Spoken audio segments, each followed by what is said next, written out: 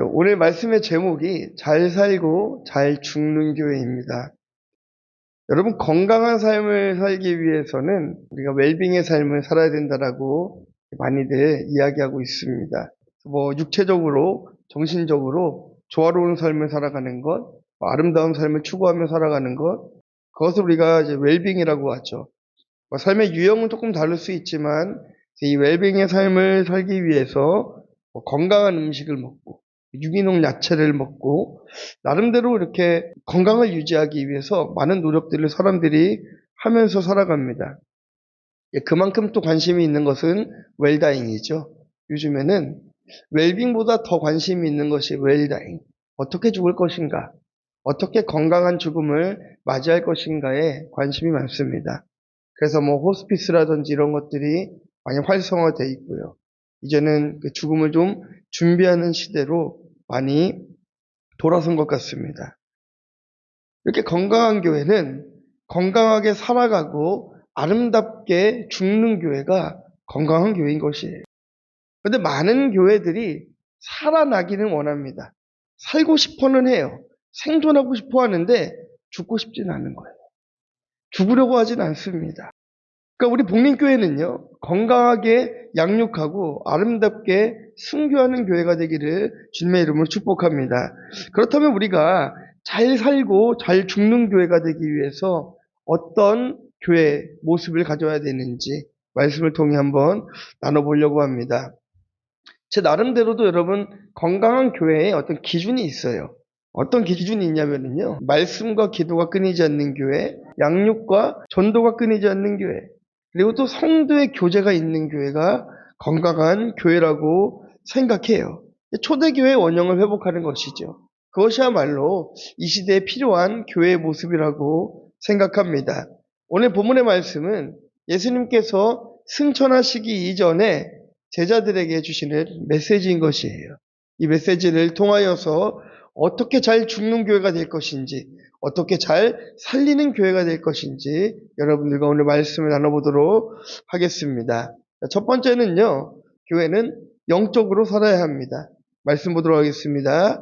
11 제자가 갈릴리에 가서 예수께서 지시하신 산에 이르러 예수를 배웠고 경배하나 아직도 의심하는 사람들이 있더라. 여러분, 영적이다라고 하면은요, 영적이다라고 하면은 뭔가 좀 신비롭고 뜬구름 잡는 것 같고 눈에 보이지 않는 세계이기 때문에 영적이라는 단어가 여러분들에게 잘 와닿을지 모르겠습니다. 조금 이제 신비롭게 다가올지도 모르겠습니다. 그런데요, 영적이라 하는 것은 신비로운 것이 아니에요. 아주 단순한 것입니다. 제자들이 예수님이 지시하신 갈릴리로 순종하여 갔듯이 말씀이 지시하는 것에 순종하는 교회가 영적인 교회인 것이에요.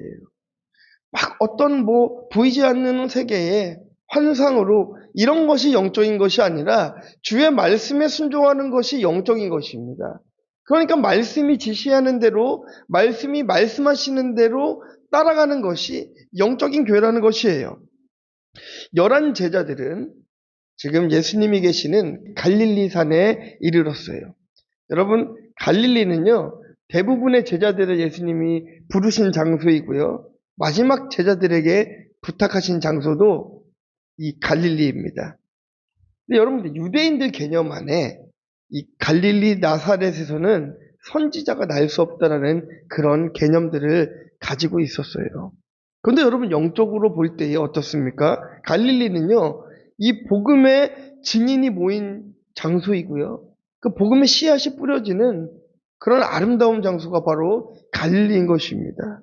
오늘 본문에 보시면요, 여러분, 예수님께서 어떤 산에 있다고 했습니까? 지시하신 산에 있다라고 했습니다. 한라산이다, 백두산이다, 팔룡산이다, 이렇게 말씀하신 것이 아니라 지시하신 산에 있다라고 했어요. 지시하신 산에 이르러라고 했던 것은 예수님께서 어떤 산으로 가거라 라고 하신 것이 아니라 그 산으로 가거라 라고 했다는 것이에요. 그 산으로 가거라.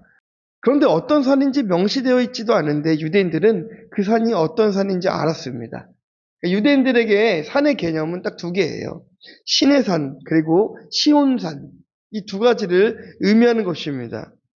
먼저 시온산은요, 예루살렘에 있고 성전이 지어진 구별된 곳이었습니다. 그래서 하나님을 만나는 구별된 장소로 생각했어요. 그렇기 때문에 이스라엘 백성들이 그 유월절 절기를 지키기 위해서 하나님이 계시는 예루살렘 성전으로 다 모인다라고 하지 않습니까? 이 시내산은요, 이스라엘 백성에게 거룩하게 구별된 산으로 불렸습니다. 그곳에서 율법과 성막을 받은 곳이, 모세가 하나님을 직접 만났던 장소. 그러니까 이스라엘 백성들에게 율법이 의미하는 것이 여러분 무엇입니까? 곧 생명입니다. 이스라엘 백성들에게 율법은 생명이에요. 그리고 성막을 통해서 자신의 죄를 깨닫고 동물의 피를 통하여서 피해 제사를 통하여서 하나님과 가까이 할 수 있는 것이었습니다. 그러니까 여러분 시내산은 살리는 산이었던 것이에요. 살리는 산. 죽은 영혼을 살리는 산. 자신의 죄를 깨닫고 하나님 앞에 제사하고 죄사함의 은총을 경험할 수 있는 구별된 산. 이것이 바로 시내산이었습니다. 그러니까 여러분 이 모든 것을 완성하신 분이 누구십니까? 예수님이신 거예요. 예수님께서 성육신하셔서 이 땅에 오셨고 십자가의 죽으심으로 하나님의 뜻을 완성하신 것이에요. 여러분 그렇다고 한다면 이 시대에 이 구별된 시온산과 시내산은 어디겠습니까? 교회인 것이죠. 교회는 구별된 곳이 되어야 되는 것입니다. 교회는 구별된 장소가 되어야 되는 것이에요. 교회는 예배하는 장소가 되어야 되는 것이고 교회는 하나님을 만나는 장소가 되어야 되는 것이에요. 그래서 우리가 교회에 모이면 예배하고 말씀 보고 찬양하고 기도하기에 힘써야 되는 것입니다. 너무 놀기만 하면 안 돼요. 맨날 과자만 먹고 그러면 안 돼요. 만나서 우리가 커피도 마실 수 있고 교제도 할 수 있지만 우리가 교회에서 함께 만나면 예배하고 찬양하기에 힘써야 될 줄 믿습니다. 그런데 여러분 이렇게 거룩한 산에 예수님께 순종해서 제자들이 모였어요. 근데 17절 말씀 보니까요. 아직도 의심하는 사람들이 있다라고 합니다. 예수님을 아직도 의심하고 있다라고 해요. 근데 이 의심했다라는 것은 헬라어로 디스타조라는 단어인데요. 이거는 뭐 의심했다라기보다는 믿지만 망설였다라는 의미가 좀 있어요. 제자들이 그걸 믿지 못했다라는 것이 아니라 믿었지만 망설였다라는 것입니다. 여러분 그런 것들 있지 않습니까? 우리도 그렇잖아요. 하나님의 뜻을 알기는 알았는데 좀 주저할 때가 있어요.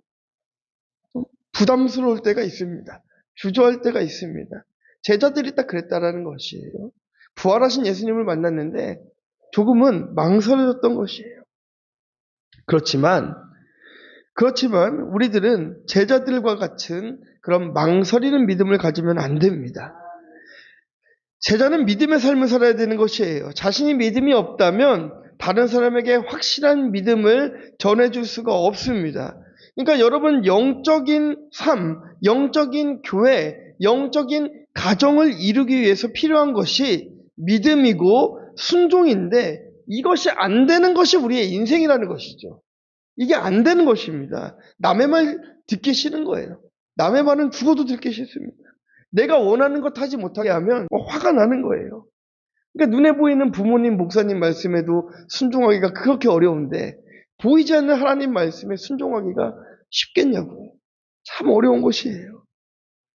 순종해야 된다는 것을 알면서도 믿음으로 살아가야 된다는 것을 알기는 알면서도 머리로는 이해를 하는데 이게 가슴으로 내려오지 않고 삶으로 실천이 되지 않는 것입니다. 그러니까요 여러분 제가 날마다 말씀을 가까이 하라고 자꾸 말씀드리는 이유가 그래서 그런 것이에요. 그러니까 여러분 제가 요즘에 여러분들에게 자꾸 큐티하라고 말씀드리잖아요. 왜 이렇게 큐티를 하라고 할까?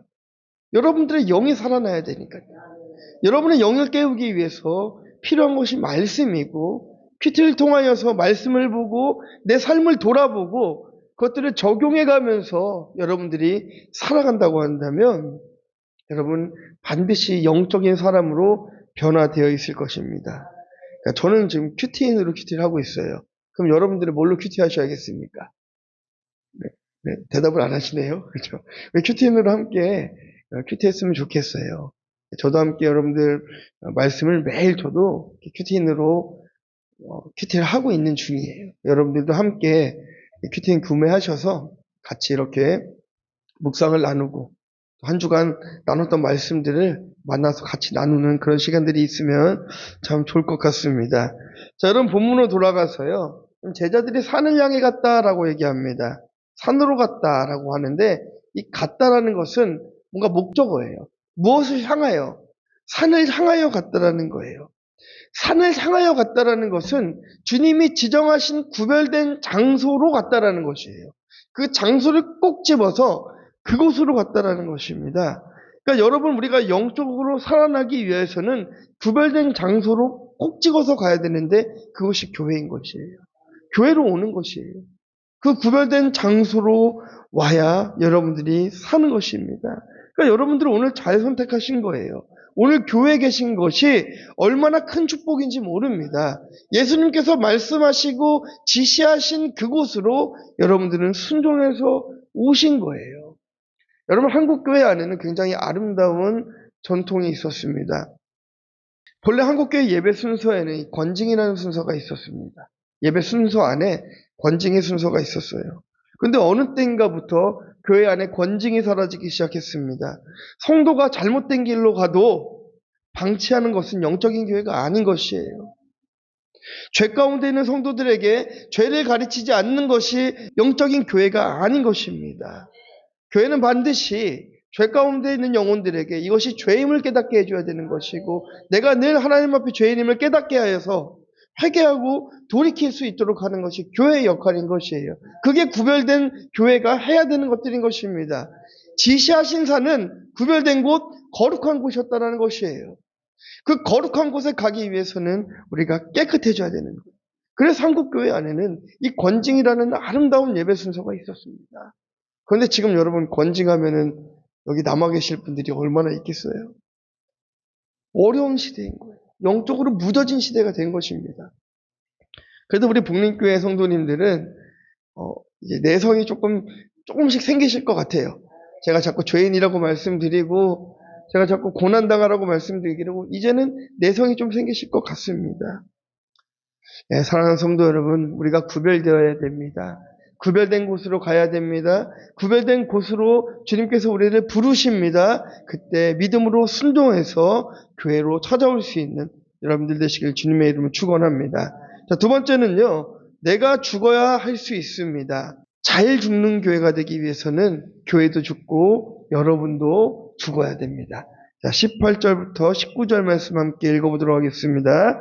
예수께서 나와 말씀하여 이르시되 하늘과 땅의 모든 권세를 내게 주셨으니 그러므로 너희는 가서 모든 민족을 제자로 삼아 아버지와 아들과 성령의 이름으로 세례를 베풀고 아멘.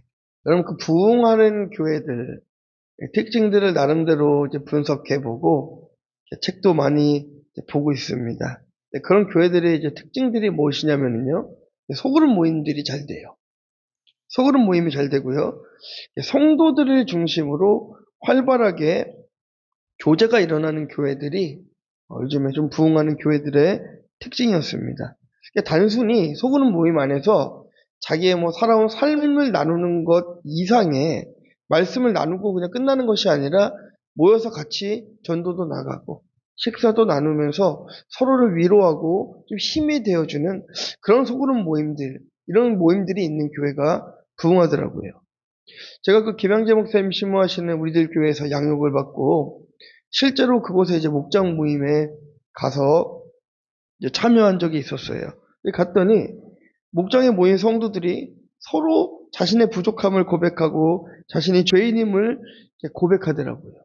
그러니까 교회가 겸손하게 죽고 이 목장에서 목원들이 겸손하게 죽으니까 교회가 자연스럽게 부흥한다는 것이에요.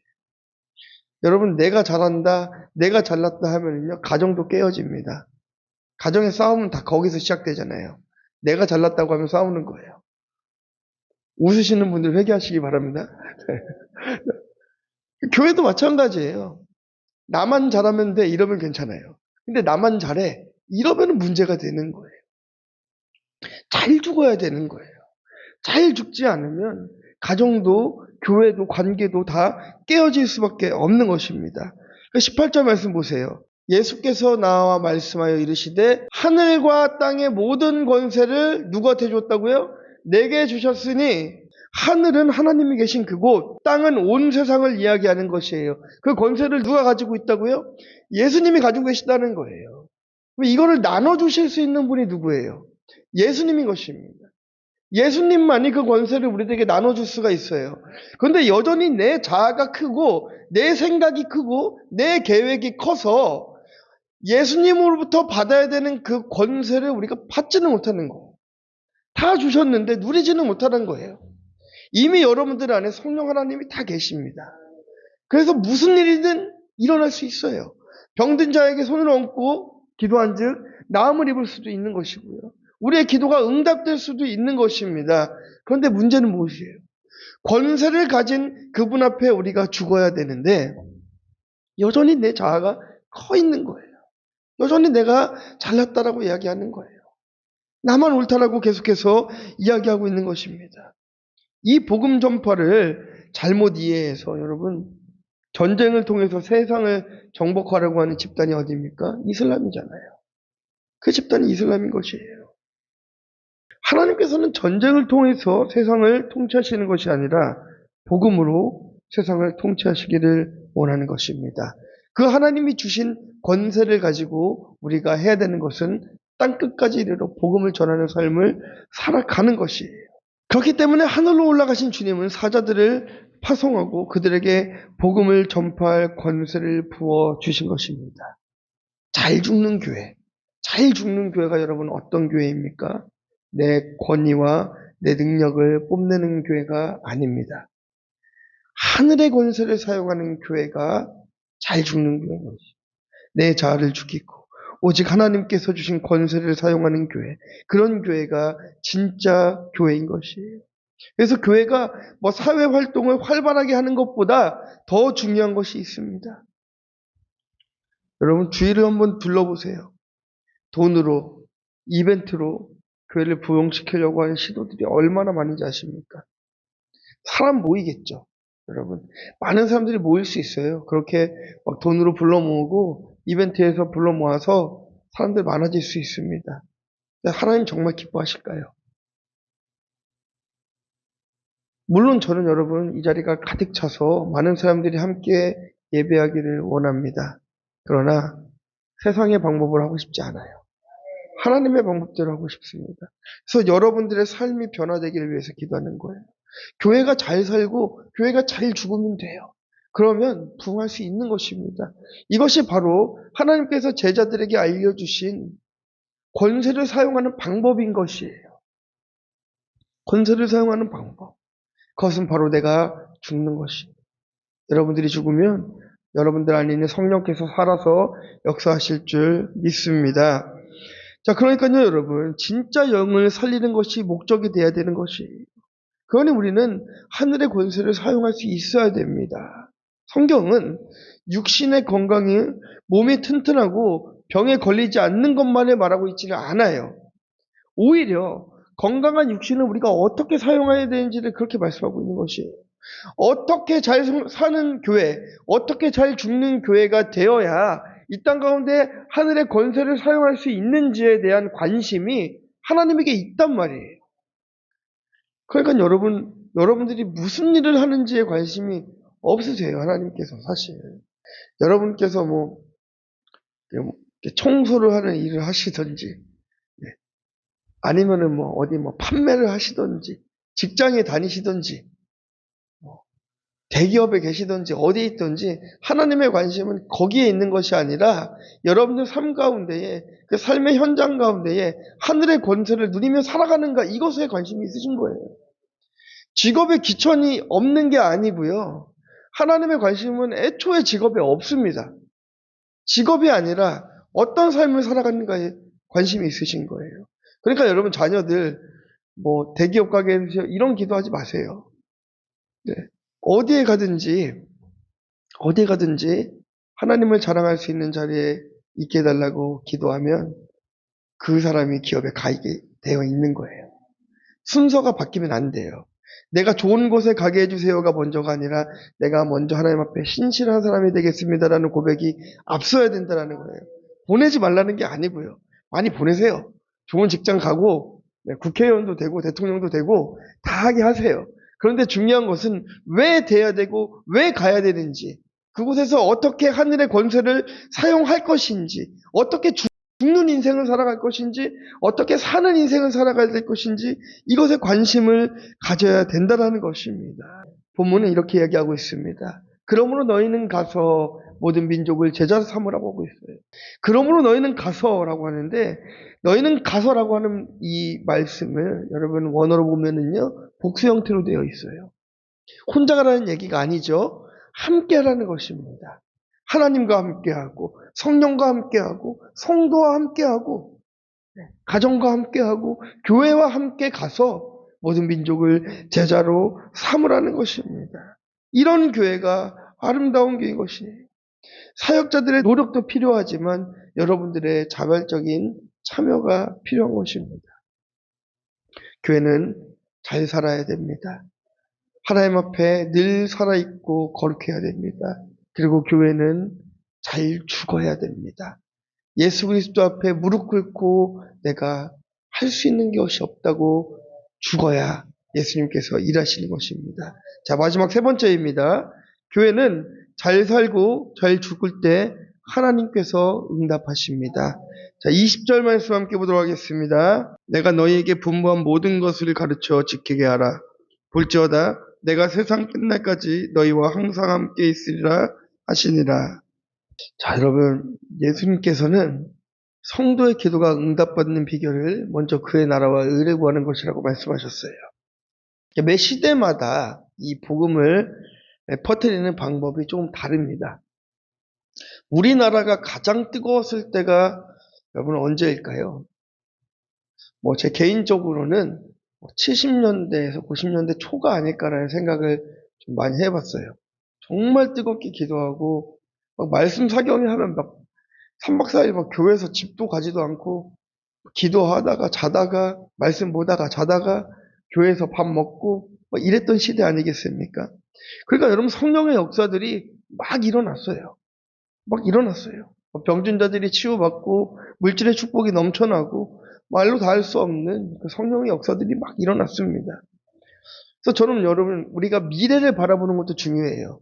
우리는 미래를 향해 살아가는 것이기 때문에 미래를 설계하고 바라보면서 살아가야 되지만 저는 이 70년대, 80년대, 90년대에 일어났었던 기적을 경험하는 교회가 우리 복림교회가 되기를 주님의 이름으로 축원합니다.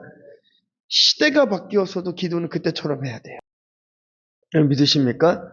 이게 인정이 되셔야 되는 거예요. 우리가 스마트하게 기도하는 것이 좋은 것이 아니라 젠틀하게 기도하는 것이 좋은 것이 아니라 그때처럼 기도해야 돼요. 그때는 왜 이렇게 열심히 우리의 믿음의 선진들이 기도했을까요? 힘들었거든요. 먹을 것이 부족했거든요. 당장 살아갈 곳이 없었거든요. 그냥 간절히 찾는 거예요. 근데 뭐 어떻게 됐습니까?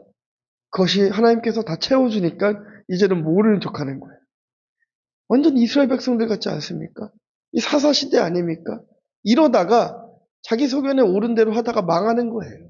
그래서 이 나라가 망할까 참 두렵습니다. 우리 복림교회는 70년대와 같이 기도하고 현재와 같이 전도하고 양육하는 교회가 돼야 될 줄 믿습니다. 자, 여러분 이렇게 응답받는 교회는요. 서로의 어려움을 나눌 수 있는 교회인 것입니다. 너에게 분부한 모든 것을 가르쳐 지키게 하라고 했는데 도대체 무엇을 가르쳐 지키게 하라는 것입니까? 그것은요. 바로 계명인 것이에요. 계명. 하나님을 사랑하고 이웃을 사랑하는 것이잖아요. 그런데 하나님을 사랑하고 이웃을 사랑하라고 하는데 하나님을 사랑하는 건 되는데 이웃을 사랑하지 않아요. 하나님을 너무나 뜨겁게 사랑하는데 내 이웃은 돌보지 않아요.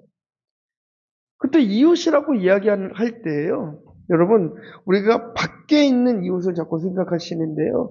교회 안에 있는 성도를 먼저 돌보는 것이 우선입니다. 그리고 난 이후에 밖에 있는 사람들을 돌보는 것이에요. 무엇을 지키라는 것입니까? 무엇을 가르치라는 것입니까? 이것은 예수님의 삶을 가르치라는 것이에요. 예수님의 삶을 가르치라는 거예요. 그러니까 여러분 앉혀놓고 성경만 계속 읽게 하고 성경 공부 계속 한다고 해가지고 여러분 변할 것 같습니까? 안 변합니다. 삶이 변하지 않으면 여러분 아무리 공부 많이 해도 절대로 변하지가 않는 것이에요. 삶이 변해야 되는 것이에요. 자, 건강한 교회, 잘 죽고 잘 사는 교회는 하나님의 응답을 받는 교회라고 이야기했습니다. 자, 여러분 어떤 의미에서일까요? 이런 교회 가운데에 응답받는 성도들이 나타나기 시작하는 거예요. 여러분 우리 교회가 건강해지면 여러분들 인생 가운데 응답받을 수 있어요. 교회를 건강하게 만드세요. 교회를 거룩한 장소로 구별된 장소로 만드시고 교회를 하나님 앞에 엎드려지는 장소로 만들어 보세요. 그럼 여러분 삶 가운데에 여러분 구하지 않는 것까지도 응답되는 놀라운 역사가 일어나는 것입니다. 이 로마 시대 당시에는요, 로얄법이라는 게 있었어요. 이게 뭐냐면요, 로얄법이라는 것이 뭐냐면 행실 규범이죠. 율례라고도 이야기합니다. 10가지의 계명과 613가지의 율례. 이것을 지키는 것을 이제 로얄법이라고 이야기하는 거예요. 여기는 좀 모순이 좀 있기는 있어요. 613가지의 행동 지침은 사실 이제 사람이 만들어낸 것이에요. 10계명에서도 이렇게 지켜야 돼. 여러분 유대인들은 지금도 주일날은 몇 걸음 이상 걸으면 안 되고 뭐 이런 거 있지 않습니까? 엘리베이터 이거 못 누르잖아요. 번호도 층도 못 누르잖아요. 노동이라고. 네. 그런 것을 이제 로얄법이라고 이야기하는 것이에요. 제가 그 로얄법을 지켜야 된다라고 이야기하는 것이 아니고 그들과 똑같이 그렇게 살아가자고 말씀드린 것이 아니고요. 그들과 같은 마음의 자세를 갖자라는 것이에요. 최소한 우리가 주일을 주님 앞에 예배하러 올 때에 거룩한 마음으로 깨끗한 몸으로 주님 앞에 오자라고 말씀드리는 것입니다. 자, 그럼 하나님을 사랑하는 것이 무엇이고 이웃을 사랑하는 것이 무엇입니까? 여러분, 하나님을 사랑하는 것은 계명을 지키는 것이에요.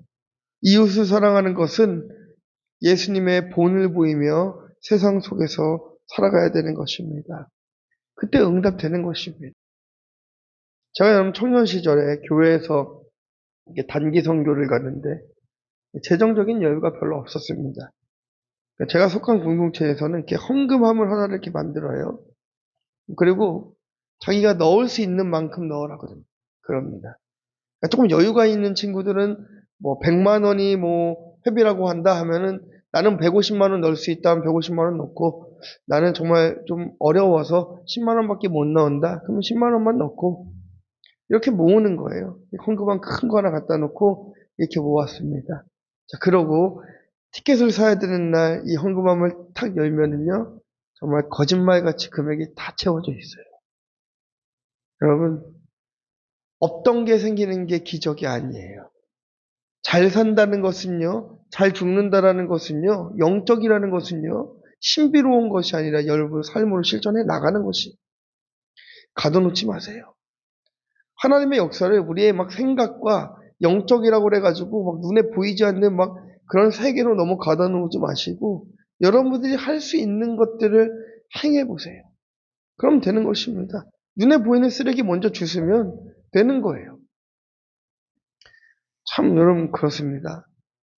얼마 전에도 공원에 잠깐 앉아 있는데 그 비둘기 한 마리가 청소를 하더라고요. 땅에 떨어진 과자를 막 주워가는 거예요. 근데 그 모습을 보면서 제가 무슨 생각을 했냐면요. 아, 그리스도인들이 이래야 되는 거 아닌가? 눈에 믿지 않는 사람들이 보이면 재빨리 가서 복음을 전해야 되는 것 아닌가? 이 비둘기들은요, 저기서부터 수십 마리가 그 새우깡 몇 개 먹겠다고 막 달려드는 거예요. 근데 그리스도인들은 믿지 않는 사람들이 있어도 막 달려들지 않아요. 어떻게 합니까? 네가 가. 집사님이 가세요. 권사님이 가세요. 그것도 안 되면 이제 목사님이 좀 가세요. 우리가 좀 비둘기 같아야 될 줄 믿습니다. 가서 막 달려들어야 되는 것이에요. 네, 말씀을 좀 맺도록 하겠습니다. 자, 여러분, 잘 사는 교회, 잘 죽는 교회 만들고 싶으십니까? 방법이 있습니다. 여러분들이 살아나면 됩니다. 여러분들이 죽으면 됩니다. 여러분 한 사람 한 사람이 예수로 살고 예수로 죽게 되면 교회는 살아나는 것이에요. 제가 여기서 아무리 설교를 하고 말씀 보자고 하고 아무리 기도하자고 해도 여러분들의 삶 속에서 그것이 일어나지 않는다면 변화되지 않아요. 그리고 여러분들이 변하지 않으면 교회도 변할 수가 없는 것입니다. 그러니까 여러분, 저는 여러분들을 위해서 기도하는 거예요. 저는 여러분들을 위해서 기도하는 것입니다. 여러분들이 변화되기를 기도합니다. 기도하고 말씀 보기를 기도합니다. 왜요? 그래야 교회가 부흥되거든요. 잘 삭는 교회, 잘 죽는 교회. 이것을 이루어가는 우리 복림교회가 되기를 주님의 이름으로 축원합니다. 네. 자, 여러분 어떻게 사시겠습니까? 예수님께서는 우리들에게 그렇게 말씀하셨습니다. 모든 민족으로 제자 삼으라고 그랬어요. 그러니까 우리가 이 말씀 가지고 다 선교해야 된다고 막 다 해외로 나갔거든요. 한국교회가 그렇게 했거든요. 네, 여러분, 이것은요 단순히 어디 해외로 나가서 선교하라는 말씀이 아니에요. 모든 민족으로 제자를 삼아야 되는데 그 앞에 전제함이 무엇이었습니까? 그 산을 향해 가야 돼요. 먼저는 그 산에 도달해야 돼요. 거룩한 곳에 모여야 되고요. 구별된 곳에 모여야 됩니다. 말하자면 교회를 살려야 되는 거예요. 여러분, 선교가 먼저가 아니고 교회가 먼저예요. 네. 뭐 선교사님들이 좀 오해하실 수도 있지만 제가 선교사로 오랫동안 여러분 사역하지 않았습니까? 제가 확실히 말씀드릴 수 있는 것이 교회가 먼저입니다. 왠지 아십니까? 교회가 있어야 선교도 하는 거예요. 그래서 여러분들이 먼저 살아나야 됩니다. 내 영이 죽어 있는지 깨어 있는지 여러분 진단해 보세요. 내 영이 정말 주님 앞에 잘 죽고 있는지 한번 진단해 보세요. 내가 하나님 앞에 정말 무릎 꿇고 하나님, 나보다 하나님이 옳습니다 하고 이렇게 무릎 꿇고 기도하고 있는지 한번 헤아려 보세요. 아니면 여전히 지금도 내 자아가 커서 하나님 내 기도에 왜 응답 안 해주십니까? 이것도 해주시고 이것도 해주셔야 되는데 왜 안 해주십니까? 이렇게 불평하고 불만만 가지고 있는지, 아니면 하나님이 옳으시니까 그냥 하나님 하시는 대로 내가 따라가겠습니다 이렇게 기도하고 있는지 우리 한번 살펴보세요. 나 잘되게 해달라고 기도하고 있는지 아니면 하나님 내가 잘되는 사람으로 만들어달라고 기도하고 있는지 한번 헤아려 보세요. 사랑하는 성도 여러분, 우리 함께 기도하겠으면 좋겠습니다. 우리 함께 기도하기 원하는데요. 주님, 잘 살게 하시고 잘 죽게 하여 주시옵소서. 하나님, 내가 주님 앞에 죄인임을 깨닫게 하여 주시고 회개하게 하여 주셔서 잘 살게 해주시고 교회를 부흥시키고 가정이 평안하게 하여 주시고 이 땅 가운데 살아가면서 어려움 없이 살아가는 인생 되게 해달라고 이 시간 함께 기도하도록 하겠습니다. 하나님 감사합니다.